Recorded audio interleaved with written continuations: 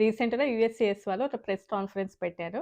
అందులోపల చాలా వరకు కూడా వీసా స్కామ్స్ జరుగుతున్నాయని జెప్పేసి, ఎస్పెషల్లీ స్టెమ్ ఓపీటీలో ఉన్నవాళ్ళు ఒక 10,000 వరకు అన్నది. నాకైతే 10,000 ఉంటాయా అని అనిపించింది. అంటే మోర్ దాన్ గదా! ఆల్‌మోస్ట్ ఎంతమంది స్టూడెంట్స్ అయితే ఉన్నారో అందులోపల ఒక 10-20% మేబీ ప్రాపర్‌గా ఉండుండొచ్చేమో. అంతేనా రిమైనింగ్ అన్నీ కూడా డిఫరెంటే గదా! బట్ వాళ్ళు మాత్రం ఒక 10,000 వరకు స్కామ్ అన్నట్టుగా సరే వాటెవర్ ఇట్ ఈస్. సరే ఇక వాళ్ళేం చెప్పారు అండ్ ప్రెజెంట్ సిట్యుయేషన్స్ ఏంటనేసి వీడియోలో షేర్ చేద్దాం అనుకుంటున్నాను. సో, ఇంకెవరైనా కొత్తగా మన ఛానెల్‌ని చూస్తుంటే తప్పకుండా సబ్స్క్రైబ్ చేసుకోండి. వీడియోకైతే లైక్ చేయండి. ఎవరికైనా యూజ్ అవుతది అనుకుంటే షేర్ చేయండి. చాలామంది వాయిస్ వినిపించట్లేదు అంటున్నారు. My God!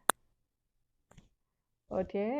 కామెంట్ చేయండి ఎలా వినిపిస్తుంది అని చెప్పేసి. అయితే మనం టాపిక్‌లోకి వచ్చినట్లయితే రీసెంట్‌గా యూఎస్‌సిఎస్ వాళ్ళు ఒక కాన్ఫరెన్స్ పెట్టారు.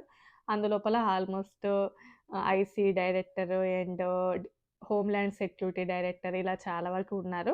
వాళ్ళు మెన్షన్ చేసేదేంటంటే ఎస్పెషల్లీ స్టెమ్ ఓపీటీలో ఉన్న వాళ్ళు ఎవరైతే ఉన్నారో వాళ్ళు చాలా వరకు కూడా వీసా స్కామ్స్ జరుగుతున్నాయి అని చెప్పేసి అండ్ కొన్ని ప్లేసెస్‌ని కూడా మెన్షన్ చేశారు. Illinois, Texas, New York, new Jersey and north Carolina and Georgia ఇలా కొన్ని స్టేట్స్‌నైతే మెన్షన్ చేశారు. అందులోపల ఇండియన్స్ ఉన్నారు అని కూడా మెన్షన్ చేశారు. సో, అండ్ దీన్ని బేస్ చేసుకొని ఏంటంటే, సరే ఎప్పటినుంచో ఇవన్నీ మనకి రొటీన్ అనిపిస్తది. అంటే వాళ్ళు చెప్పినయన్నీ కూడా ఆల్రెడీ ఎప్పటినుంచో చూస్తూ ఉన్నాయే కదా అని అనిపిస్తది. సో, ఇంకా ఆల్మోస్ట్ యూఎస్ఏకి ఇండియాలో బ్యాచిలర్ డిగ్రీ అయిపోయిన తర్వాత మాస్టర్స్ చేయడానికి వస్తూ ఉంటారు ఎఫ్-1 వీసా మీద. ఎస్పెషల్లీ స్టెమ్ మీద అంటే science, technology, engineering and mathematics. So, దీని మీద ఎక్కువ మంది ఉంటారు. ఎందుకంటే స్టెమ్ ఓపీటీ మీద ఉంటే ఇంకొన్ని సంవత్సరాలు యూఎస్ఏలో ఎక్కువగా ఉండొచ్చు. ఒకప్పుడు ఇది లేదు. బట్ తర్వాత ఈ రూల్‌ని పెట్టారు. ఓపీటీలో ఉన్న వాళ్ళైతే ఇంతవరకు ఉండొచ్చు అనేసి, స్టెమ్ ఓపీటీలో ఉన్న వాళ్ళకైతే ఇంతవరకు అనేసి ఇంకొంచెం ఎక్కువ బెనిఫిట్స్ ఉంటాయి స్టెమ్ మీద ఉండే వాళ్ళకి. సో, ఆల్మోస్ట్ చదువయిపోయిన తర్వాత ఇంకొక 3 ఇయర్స్ అంటే వాళ్ళ స్టడీస్ తర్వాత ఇంకో 3 ఇయర్స్ ఉంటారు. సో, ఇలా స్టెమ్ ఓపీటీని బేస్ చేసుకొని ఏంటంటే చాలామంది ఫ్రాడ్ చేస్తున్నారు అని జెప్పేసి. అండ్ ఈ మధ్యలో చాలా వరకు అంటే ఈ వీసా ఫ్రాడ్స్ గురించి యూఎస్ఏలో ఉన్నవాళ్ళు చాలామంది ఎస్పెషల్లీ అంటే అమెరికన్ ఇన్‌ఫ్లుయెన్సర్స్ వీడియోస్ చేస్తున్నారు కదా! అవి అంత అంటే ఏం పట్టించుకోవట్లేదు అన్నట్టుదైతే లేదు. చాలా వరకు కూడా ఆ ఇన్‌ఫ్లుయెన్సర్స్ చేసేటటువంటి వీడియోస్ గవర్నమెంట్ వరకు రీచ్ అవుతున్నాయి. దాని మీద వాళ్ళు చాలా వరకు కూడా అప్రిషియేట్ చేస్తూ ఉన్నారు. ఓకే. ఇలా జరుగుతుందా అని జెప్పేసి. సో, మన దగ్గర మనం అంత రెస్పెక్ట్ చెయ్యం. అంటే ఒక ఇన్‌ఫ్లుయెన్సర్ చేసేటటువంటి వీడియోస్‌ని అంతలా పట్టించుకుంటారా అని అనేది గానీ, బట్ యూఎస్ఏలో ఎస్పెషల్లీ ఈ వీసాలలో జరిగేటటువంటి స్కామ్స్ మాత్రం డెఫినెట్‌లీ వాళ్ళ వరకు రీచ్ అవుతున్నాయి. వాళ్ళు డెఫినెట్‌గా వాటినైతే చాలా వరకు ఆహ్, ఇన్వెస్టిగేట్ చేస్తున్నారా అనేదయితే అర్థమవుతుంది. ఎందుకంటే చాలా వరకు గూడా ఆవిడ వీడియోస్‌ని రిజెంబుల్ చేసినట్టుగా అంటే కొన్ని ఆవిడ వెళ్ళడము అండ్ కొన్ని ప్లేసెస్ లోపల ఆవిడ చేయడము అండ్ కొన్ని సో, చాలా వరకు గూడా అలానే అనిపిస్తూ ఉంటదన్నట్లు. సో, ఆవిడ యొక్క వీడియోస్‌కి అయితే మంచి ఇంపార్టెన్స్ ఉందేమో అని అనిపిస్తుంది. ఎస్పెషల్లీ ఓన్లీ గూడా ఈ స్టెమ్ ఓపీటీ అంటే దానికి స్పెసిఫిక్‌గా కొన్ని రిక్వైర్డ్ రూల్స్ అనేవి ఉంటాయి. తప్పకుండా వాటిని ఫాలో అవ్వాలి అనేసి. మెయిన్‌గా ఏంటంటే ఎంప్లాయర్ టు ఎంప్లాయర్ అంటే ఫర్ ఎగ్జాంపుల్ ఒక కంపెనీ లోపల వీళ్ళు వర్క్ చేస్తూ ఉన్నప్పుడు వాడి HR or whatever it is వాళ్ళు గైడ్ చేస్తూ ఉండాలి అనేది ఆల్మోస్ట్ ఇంక స్టెమ్ ఓపీటీలో ఉన్నవాళ్ళు అలానే. బట్ వీళ్ళు చాలామంది ఏంటి అంటే లేదు అసలు కంపెనీస్‌లోనే కాకుండా ఓన్లీ కన్సల్టెన్సీస్‌లలో ఉంటున్నారు.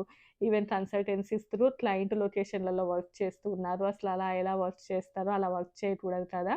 ఓన్లీ కూడా వీళ్ళకి గైడెన్స్ ఇవ్వాలి అండ్ ఎంప్లాయర్ అని జెప్పేసి. ఎంప్లాయర్ తనకి కావాల్సినటువంటి ట్రైనింగ్ అండ్ గైడెన్స్ ఇవ్వాలి. ఇదే కదా మెయిన్ ముఖ్య ఉద్దేశ్యం అని జెప్పేసి. అండ్ హోమ్‌ల్యాండ్ సెక్యూరిటీ డైరెక్టర్ ఇలా ఇన్వెస్టిగేషన్ జరిగింది అని జెప్పేసి అండ్ ఐసీ డైరెక్టర్ గూడా కొంచెం ప్రెజెంట్ చేశారన్నట్లు. అండ్ వీళ్ళు ఎస్‌సీవీపీ అదే స్టూడెంట్ ఎక్స్‌చేంజ్ విజిటర్ ప్రోగ్రామ్ అని చెప్పేసి ఉంటది కదా!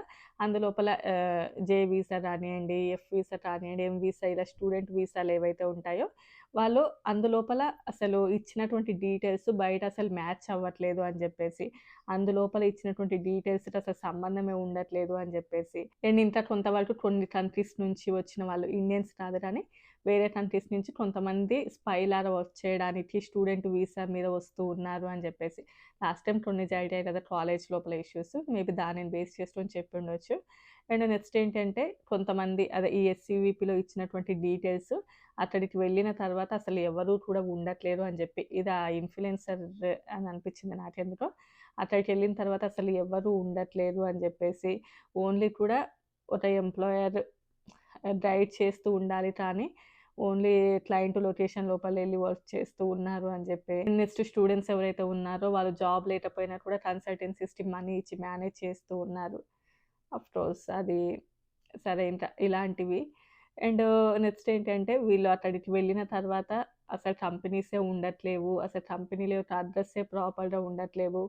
ఆల్మోస్ట్ ఒక కంపెనీకి అసలు 10 కంపెనీల యొక్క అడ్రెస్ గూడా సేమ్ ఒకటే కంపెనీలాగా చూపిస్తూ ఉన్నారు. ఈవెన్ వెబ్‌సైట్ లోపల కూడా కొంచెం వెబ్‌సైట్‌ని అటు ఇటు మార్చి గూడా అడ్రెస్ సేమ్ ఉంటుంది అని జెప్పేసి.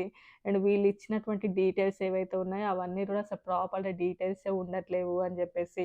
ఒక కంపెనీ 500 వరకు ఎంప్లాయీస్‌ని తీసుకున్నారు అని జెప్పేసి అక్కడికెళ్ళిన తర్వాత అసలు ఎవరు ఉండట్లేరు అని చెప్పి, 2-3 పీపుల్ కంటే ఎక్కువగా ఉండట్లేరు అని చెప్పి, హోమ్ అడ్రెస్ అయితే ఇస్తున్నారు. ఆ హోమ్ అడ్రస్‌కెళ్తే అసలు ఎవరు ఉండట్లేరు.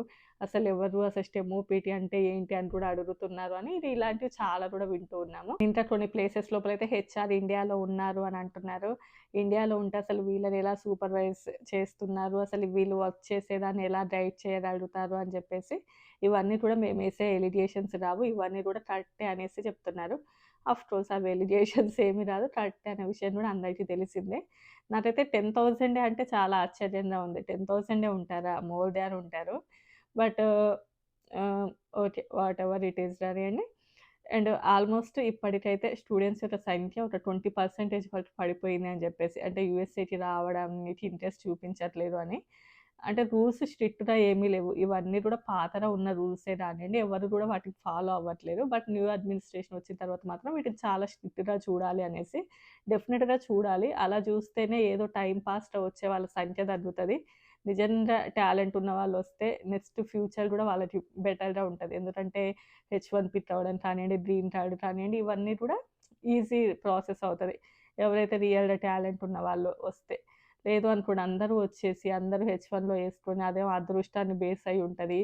అదంతా కూడా ఇంకా డిఫరెంట్ ప్రాసెస్ కాబట్టి సో, నిజంగా టాలెంట్ ఉన్న వాళ్ళొస్తేనే బెటర్ అన్నట్లు. బట్ చాలామంది ఏంటంటే ఓన్లీ పార్ట్ టైమ్ జాబ్‌ల మీదనే బానే సంపాదించొచ్చు కదా అని జెప్పేసి వాళ్ళ రిలేషన్స్‌ని జూసి ఒకరిని జూసి ఒకరు రావడం స్టార్ట్ అయింది.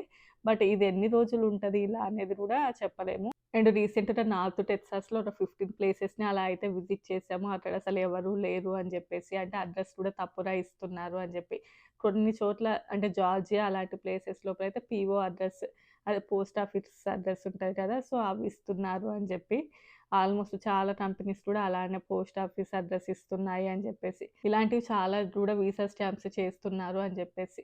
సో, ఇక ముందు నుంచైనా జాగ్రత్తగా ఉండాలి అని ఇంక ఏమి ఉండరు. వాళ్ళు ఉండే విధానంలో వాళ్ళు ఉండిపోతారు. ఇవన్నీ కూడా జస్ట్ మనం అక్కడ ఏం జరిగిందని చెప్పుకోవడానికే కానీ, లోపల ఎలాంటి మార్పయితే ఉండదు. ఎందుకంటే ఇన్‌కేస్ మనం ఏదైనా రిఫర్ చేద్దాము, ఏదైనా సజెస్ట్ చేద్దాం అనుకుంటే మనకి మళ్ళీ రివర్స్‌లో పడతది. సో, ఎవరిని ఎలాంటి సజెషన్ చేయాల్సిందేమీ లేదు. జస్ట్ అక్కడ ఏం జరిగిందనేది చెప్పడమే ఉంటది. అండ్ ఆల్మోస్ట్ ఈ డ్యూరేషన్ ఆఫ్ స్టేటస్ కూడా ఫైనల్ స్టేజ్‌కి వచ్చింది కాబట్టి, మేబీ అందులోపల కూడా ఎలాంటి చేంజెస్ ఉంటే ఇంకా గూడా స్టూడెంట్స్ రావడం తగ్గుతారు అని అనుకుంటున్నాము. చూద్దాం ఇంకా ఫ్యూచర్‌లో ఎలా ఉంటది ఏంటి అనేసి. సో, రేపు మరో మంచి వీడియోతో కలుద్దాం. వీడియో నచ్చితే లైక్ చేయండి, షేర్ చేయండి, సబ్స్క్రైబ్ చేసుకోండి. వాయిస్ ఎలా వస్తుంది అనేది కూడా చెప్పండి. చాలామంది చిన్నగా వస్తుందంటున్నారు. సో, ఇంకింతే. Bye bye.